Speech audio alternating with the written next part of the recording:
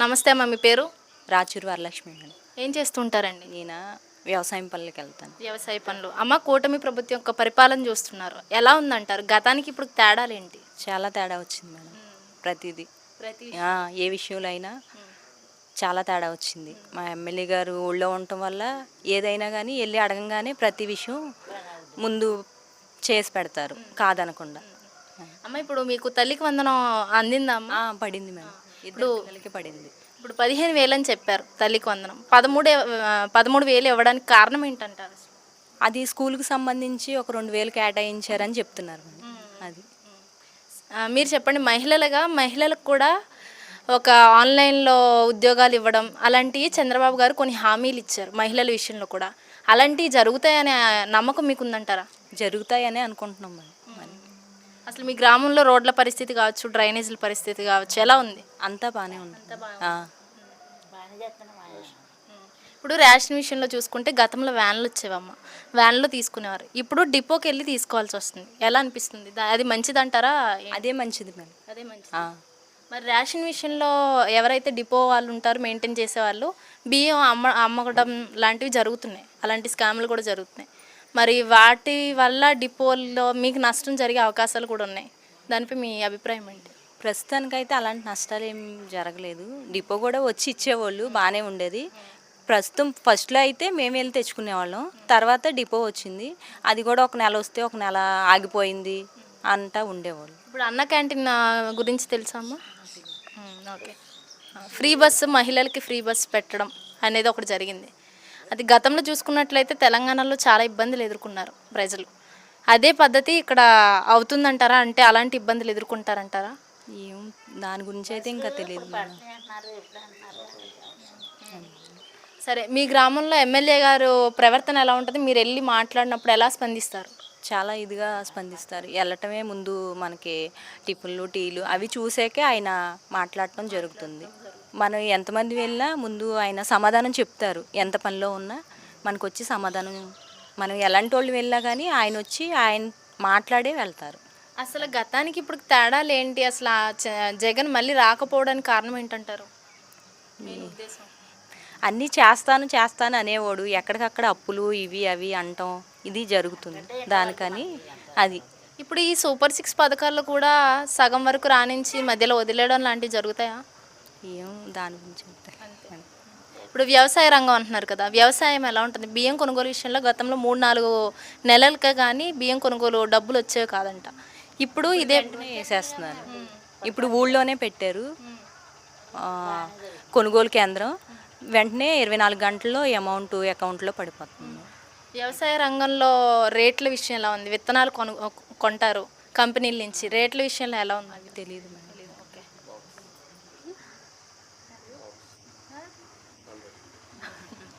కూటమి ప్రభుత్వం వస్తుందంటారా? మళ్ళీ వస్తుంది. మళ్ళీ వస్తుంది అనుకుంటున్నారు. అయితే మీరిచ్చే మార్కులు ఎంత? 100కి ఎన్ని మార్కులు ఇస్తారు కూటమి ప్రభుత్వానికి? 90%. 90%. మిగతా 10% రావాలంటే ఏం చేస్తే బాగుంటుంది అనుకుంటున్నారు? మీ అభిప్రాయం? ఏం తెలియదు.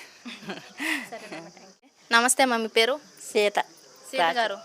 అంతా బాగానే ఉంది. ఎమ్మెల్యే గారు బాగానే ఉంటాడు, మాకు సమాధానం చెప్తాడు, మన సమాధానం వేసాడు, రోడ్లు పోపించాడు, అంతా బాగానే ఉంది. ఎమ్మెల్యే గారి పరిపాలన అయితే బాగుంది అంటున్నారు. టోటల్గా కూటమి ప్రభుత్వం యొక్క పరిపాలన, చంద్రబాబు గారు కావచ్చు, బీజేపీ కావచ్చు, జనసేన కావచ్చు, వాళ్ళ పరిపాలన ఎలా ఉంది? అంటే బాగానే ఉంది. మీ గ్రామంలో ఎలాంటి మార్పులు చూసారు మీరు? అంతా ఇంకా బాగానే ఉంటుంది. ఇంకా అంతా పెన్షన్ వస్తుందా మీకు ఏమన్నా? లేదు. ఇప్పుడు కొత్త పెన్షన్లు పెడతారంటున్నారు కదా, ఆ కొత్త పెన్షన్లో మీకేమన్నా అవకాశం ఇస్తారనుకుంటున్నారా? మా ఆయన గారు పెట్టాము, వస్తుంది అనుకుంటున్నాం. ఎప్పుడు వస్తున్నాం అనుకుంటున్నారు. రేషన్ విషయంలో చెప్పండి మీ అభిప్రాయం. విషయం అంటే మనంతా కార్లు అవి వచ్చాయి, వ్యాన్లు. ఇప్పుడు ఇక్కడెక్కడ ఊళ్ళో పెడతామంటున్నారు, 3 రోజులు ఎంత పెడతారంట. తెచ్చుకుంటాం, లేకపోతే అప్పుడు మనం అదునుకుంటే తీసుకుంటాం కార్ల మీద, లేకపోతే టిపోలు కలిసి తెచ్చుకుంటాం. గతంలో వాలంటీర్లు వచ్చి పెన్షన్లు ఇచ్చేవారు, ఇప్పుడు సచివాలయం స్టాఫ్ వస్తున్నారు. వాలంటీర్లు ఉండడం ఉపయోగం ఉందంటారా లేదంటారా? అసలు తీసేయడం వల్ల మంచిదేనా? వచ్చి పొద్దుటే ఇస్తున్నారమ్మ, చాలా మంది ఇచ్చేవాళ్ళకి ఇస్తున్నారు. మా ఇంట్లో అంటే రావట్లేదు కానీ బేటీలు చూస్తున్నాంగా, బాగానే ఇస్తారు. వాళ్ళు కూడా సమాధానం చెప్తారు బాగానే పిల్లలు. ఇప్పుడు మహిళలకి ఫ్రీ బస్ అవసరం అంటారా? మరి అవసరమే, ఎక్కడికైనా కావాలంటారు. మరి ఆటో వాళ్ళ పరిస్థితి ఏంటంటారు? ఏం చేద్దాం, అయ్యి జనం 3 మంది ఉంటారు అయ్యి. మన ఏపీ ప్రజలకి అభివృద్ధి కావాలా, పథకాలు కావాలంటే మీరేం చెప్తారు?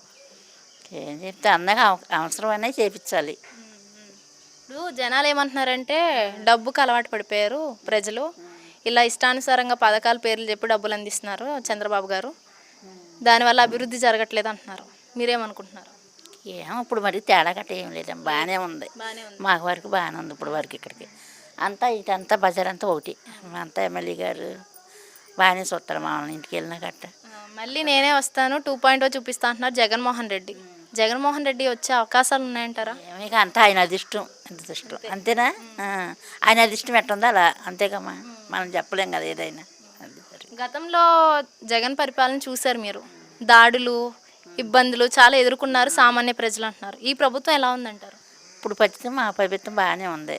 ఇక ఆయన్ని మరి ఇక తర్వాత ఇక చెప్పలేం. సామాన్యులు బతికే విధంగా ఉందంటారా? కూరగాయల విషయం కాదు, రేట్లు కాదు, ఏదైనా ఎక్కువగానే ఉన్నాయి అన్నీ రేట్లు ఎక్కువే ఉన్నాయి. ఉన్నాయి. అది ఇక తగ్గిద్ది ఏమన్నా నిదానంగా తగ్గిస్తారు. మీరేమనుకుంటున్నారమ్మా, 100కి ఎన్ని మార్కులు ఇస్తారు?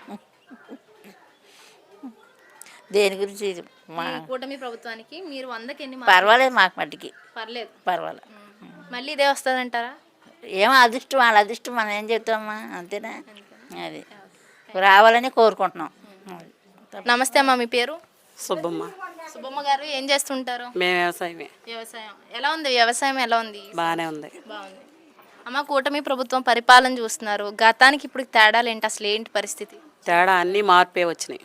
మార్పు వచ్చింది. ఆ, అధికారులు అలక్ష్యంగా కానీ, అధికారులు ప్రజల్ని ఇబ్బంది పెట్టడం కానీ అలాంటివి ఏమైనా జరుగుతున్నాయా? ఏమి లేదు, ఏం లేదు. అంతా బాగానే ఉంది. గత ప్రభుత్వానికి ఈ ప్రభుత్వానికి తేడాలు ఏంటంటే ఏం చెప్తారు? తేడాలు ఏంటంటే ఏం చెప్తావు, అన్నీ బాగానే ఉన్నాయి. మాకు ధాన్యం మోంజం వల్ల 2వ రోజే డబ్బులు పడిపోయినాయి. వ్యవసాయం గురించి బాగానే ఉంది, పంటలు అవి బాగానే ఉన్నాయి. వర్షాలు అవి నీళ్లు అవి కూడా బాగానే ఉన్నాయి. చెప్పండి. ఇప్పుడు వ్యవసాయానికి నీటి సదుపాయం ఉందమ్మా? ఉంది, ఉంది. ఎవరో ఇబ్బంది ఏం పడతలా. ఇప్పుడు వ్యవసాయ విషయంలోనే రేట్లు, విత్తనాల రేట్లు ఎలా ఉన్నాయి? గతంలో ఎక్కువ ఉన్నాయా, ఇప్పుడు ఎక్కువ ఉన్నాయా? ఇప్పుడే ఎక్కువ ఉన్నాయి. ఇప్పుడు ఎక్కువ ఉన్నాయి. ఆ, కరెంట్ ఛార్జీల విషయం చూసుకున్నట్లయితే కరెంట్ ఛార్జీలు ఏమైనా పెరుగుతున్నాయా? గతంలో జగన్మోహన్ రెడ్డి 7-8 సార్లు పెంచారు, ఇప్పుడు ఎలా ఉంది? ఇప్పుడు ఇంకేం పెరగల. ఇంకేం పెరగలేదు. జగన్ అరెస్ట్ అవుతారా? అవుతారు. అవుతారు. ఆహా, ఖచ్చితంగా ఆయన అక్రమాలు చేశారంటున్నారా? చేశారు. చేశారు. ఆ, ఇప్పుడు ఈ ప్రభుత్వంలో ఎలాంటి అక్రమాలు లేవని చెప్తున్నారా? ఆ? ఈ ప్రభుత్వంలో ఎలాంటి అక్రమాలు జరగట్లేదా? ఏం జరగట్లే ఇంకా. జరగట్లేదు. రేషన్ విషయం చెప్పండి అమ్మా, ఎలా ఉంది? డిపోకి మార్చారు బాగానే రేషన్. ఉంది, డిపోలు మారినాయి. మాకు ఊళ్ళోకి కూడా వచ్చింది, బాగానే ఉంది. బాగుంది. ఆ, ఇప్పుడు బియ్యం అమ్మకం లాంటివి డిపోల్లో స్కామ్ లాంటివి ఏమైనా జరుగుతున్నాయా? అలాంటివి ఏమీ లేవు. అలాంటివి అలాంటివి ఏమీ లేవు. పెన్షన్ విషయంలో ఎలా ఉందమ్మా? బాగానే ఉంది. పెన్షన్ కూడా ఇంటికి వచ్చి ఇస్తున్నారు.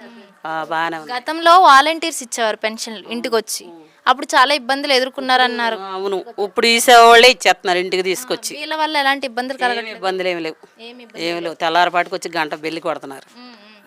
ఎమ్మెల్యే గారి పరిపాలన ఎలా ఉందమ్మా? బాగానే ఉంది. బాగానే ఉంది. ఇప్పుడు రైతులకు రైతు భరోసా లాంటి పథకం అనేది ఒకటి ఉంది, ఆ రైతు భరోసా పడతాయి అంటారా లేదంటారా ఏంటి? పడతాయి, పడాలనే కోరుకుంటున్నాం.